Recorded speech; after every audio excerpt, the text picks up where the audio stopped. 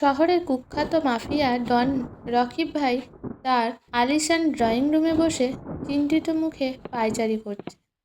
তার দুই সবচেয়ে বিশ্বস্ত মানুষ এখন হাসপাতালে। তারা কথা বলতে পারছে না, শুধু আতঙ্কে কাঁপছে। সিসিটিভি ফুটেজে দেখা গেছে তারা মায়া নামের এক সাধারণ মহিলার পিছু নিয়েছিল। ওই মহিলাকে তুলে নিয়ে আয়। আমার জানা দরকার সে আসলে কে।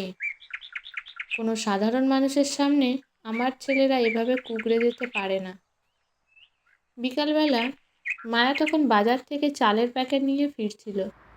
হঠাৎ একটা কালো মাইক্রোবাস তার পথ আটকে দাঁড়ালো। চারজন লোক নেমে এসে কোনো কথা না বলে তাকে জোর করে গাড়িতে তুলে নিল। মায়া খুব স্বাভাবিক মানুষের মতো চিৎকার করার চেষ্টা করলো, ছেড়ে দিন আমাকে, আমি কি করেছি, আমার কাছে কোনো টাকা নেই। কিন্তু ভেতরে ভেতরে মায়া হাসছিল। সে জানতো তারা আসবে।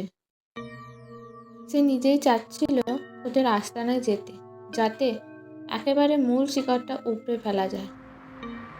গাড়িটি শহরের বাইরে এক পরিত্যক্ত গুদামে গিয়ে থামল। মায়াকে একটা কাঠের চেয়ারে বেঁধে রাখা হলো। চারপাশে 20-25 জন সশস্ত্র লোক। রকিব ভাই ধীর পায়ে হেঁটে মায়ার সামনে এলো। কে তুই? রকিবের গম্ভীর কণ্ঠস্বর প্রতিধ্বনিত হলো। মায়া কাঁপতে কাঁপতে বলল, আমি মায়া, হরমোহনবাবুর ভাড়াটে। কেন আমাকে এখানে এনেছেন? রকিব একটা চড় মারল মায়ার গালে। মায়ার মুখটা একপাশে হেলে গেল। ঠোঁটের কোণ দিয়ে এক ফোঁটা রক্ত গড়িয়ে পড়ল। রকিব চিৎকার করে বলল, নাটক বন্ধ কর। আমার ছেলেদের তুই কি করেছিস? একে শক দে, দেখি কতক্ষণ অভিনয় করে। জুবাইয়ের ইলেকট্রিক শকে তার নিয়ে এগিয়ে এলো। মায়া নিচু স্বরে বলল, রকিব সাহেব, আপনি বড় ভুল করছেন। এখনো সময় আছে, আমাকে ছেড়ে দিন এবং আপনার সব কুকর্ম। রকিব হো হো করে হেসে উঠল। একটা দুর্বল মেয়ে আমাকে ধমকাচ্ছে? দে ওকে শক। ঠিক তখনই ঘরের আলো দপ করে নিভে গেল। বাইরে থেকে কোনো ঝড় নেই, কিন্তু গুদামের ভেতরে এক প্রবল বাতাসের ঘূর্ণি শুরু হলো। মায়ার হাতের বাঁধনগুলো যেন অদৃশ্য কোনো ছুরিতে নিমেষেই কেটে গেল। সে চেয়ার থেকে উঠে দাঁড়ালো। তার শরীর থেকে এবার গাঢ় বেগুনি রঙের এক তেজস্ক্রিয় আলো বের হতে লাগলো। মায়ার সাধারণ চেহারার মধ্যে এখন কোনো দেবী বা কোনো অতি মানবিক তেজ। সে ঘরের মাঝখানে ভাসতে শুরু করলো। তোমরা জানতে চেয়েছিলে আমি কে?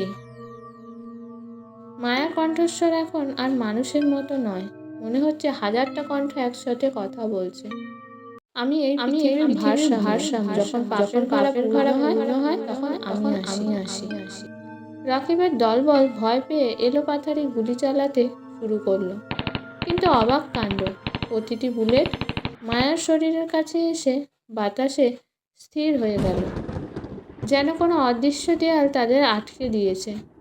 জুবাইয়ের ভয়ে পালাবার চেষ্টা করল, কিন্তু সে দেখল তার পা মেঝেতে আটকে গেছে। মেঝেটা যেন জ্যান্ত হয়ে তাকে গিলে খাচ্ছে। মায়া ধীর পায়ে রকিবের সামনে এলো। রকিব এখন ভয়ে থরথর করে কাঁপছে। সে মায়ার পায়ে লুটিয়ে পড়ল। আমাকে ক্ষমা করুন। আপনি কে আমি জানি না, দয়া করে আমাকে মারবেন না। মায়া তার কপালে হাত রাখল। রকিব দেখল তার চোখের সামনে তার করা সব অপরাধের দৃশ্য ভেসে উঠছে। কাকে সে মেরেছে, কার জমি দখল করেছে। মায়া বলল, আজ থেকে তোমার এই সাম্রাজ্য শেষ। তুমি মরবে না, কিন্তু তোমার সারা জীবন কাটবে পঙ্গু হয়ে এক অন্ধকার ঘরে, যেখানে তোমার অপরাধগুলো তোমাকে তাড়া করে বেড়াবে। পরদিন সকালে পুলিশ খবর পেল রকিবের আস্তানায় এক অলৌকিক কাণ্ড ঘটেছে। সব অপরাধী সেখানে পঙ্গু এবং মানসিকভাবে ভারসাম্যহীন অবস্থায় পড়ে আছে। অদ্ভুতভাবে সেখানকার কোনো সিসিটিভি ক্যামেরায় মায়ার ছবি ধরা পড়েনি। সেখানে শুধু দেখা গেছে এক বিশাল আলোর ঝলকানি। মায়া তখন আবার সেই বস্তির বাড়ির বাগানে কাজ করছে। হরমোহনবাবু এসে গাড়ি দিয়ে বললেন, কাল রাতে কোথায় ছিলি লাট সাহেব? যা বাগানে কুয়ো থেকে জল তুলে আন। মায়া মাথা নিচু করে বলল, যাই বাবু। সে যখন বালতি নিয়ে কুয়োর দিকে যাচ্ছিল, তার ঠোঁটে ছিল এক ম্লান হাসি। সে জানে এই শহরে বড় অপরাধ শেষ হয়েছে, কিন্তু আসল রহস্য এখনো বাকি।